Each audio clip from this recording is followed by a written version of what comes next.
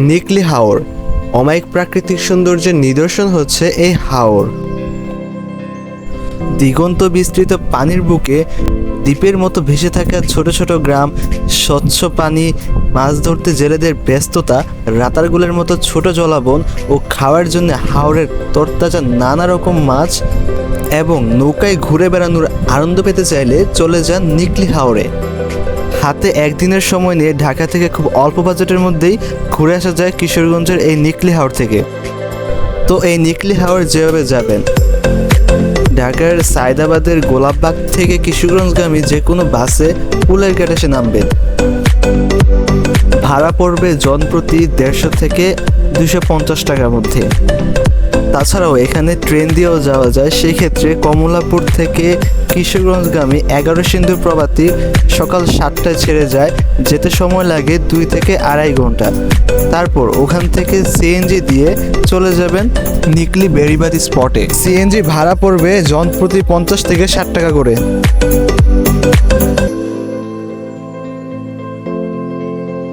এখানে এসে দরদাম করে নৌকা ভাড়া করতে হবে।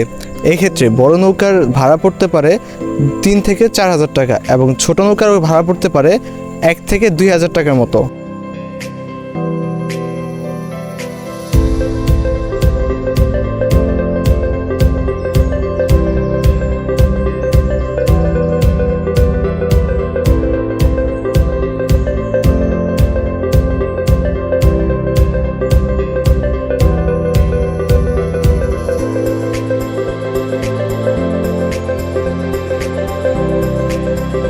নিকলি আসার পরে তোমার অনুভূতি কি রকম? বিন্দাস, হ্যাঁ এই বিন্দাস। আসলে অনুভূতিটা খুব ভালো লাগতেছে আজকে, যে আজকে অনেকদিন পর যে বন্ধু বান্ধব একসাথে হতে পারলাম, খুব আসলে ভালো লাগতেছে।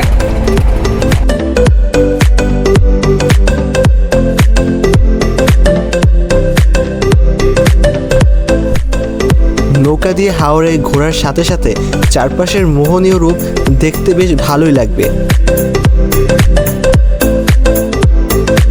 চারপাশের মোহনীয় রূপ দেখতে দেখতে প্রথমেই চলে যেতে পারেন ছাতিরচর গ্রামে।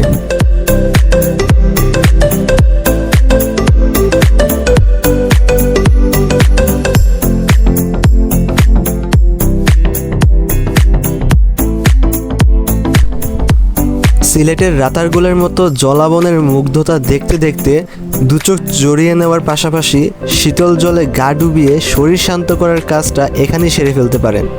তবে ভরা বর্ষায় পানি অনেক বেশি থাকে, তাই গোসল করতে চাইলে সাথে করে লাইফ জ্যাকেট নিয়ে যাওয়াটাই বুদ্ধিমানের কাজ হবে।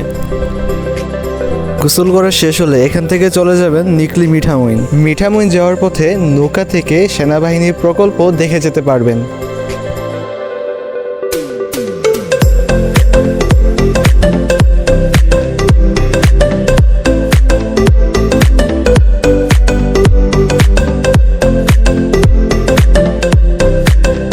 চাইলে মিঠামইন এসে এখান থেকে দুপুরের খাওয়া দাওয়া সেরে ফেলতে পারেন।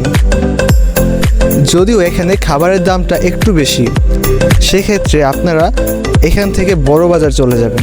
বড় বাজারে যে কোনো একটা হোটেলে গিয়েই দুপুরের খাবার দাবার সেরে ফেলতে পারবেন। দুপুরের খাবার শেষ হলে 40 থেকে 50 টাকা রিক্সা ভাড়া দিয়ে ইটনা অষ্টগ্রাম রোডে চলে আসবেন।